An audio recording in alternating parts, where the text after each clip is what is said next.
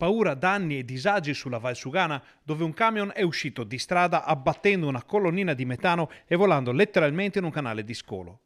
L'incidente è avvenuto poco prima delle 10 nel tratto della statale 47 che attraversa il territorio comunale di Solagna all'altezza dell'hotel Ai Cavallini. La dinamica è ancora da chiarire, come pure eventuali responsabilità. Di certo c'è che il bilancio del sinistro poteva essere gravissimo, dato che la cisterna della ditta Biasion di Romano, condotta da un 57enne che aveva appena scaricato il carico di gasolio in Valbrenta, ha causato una fuga di gas che ha lasciato 4 famiglie senza metano per tutto il giorno. I vigili del fuoco accorsi sul posto hanno dovuto nebulizzare acqua per abbattere il gas e ridurre al minimo i rischi in una zona di grande passaggio e densamente abitata. Di certo ci sono pure le ripercussioni per la viabilità dell'importante arteria, già sottoposta in questi giorni allo stress dell'esodo ferragostano.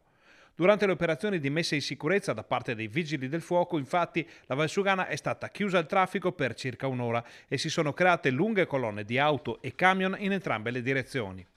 Il flusso proveniente da nord è stato deviato sul ponte di Campolongo e quindi in destra Brenta fino a Campese, con tutte le conseguenze del caso per la percorribilità della rete viaria minore, che è andata in tilt per gran parte della mattinata.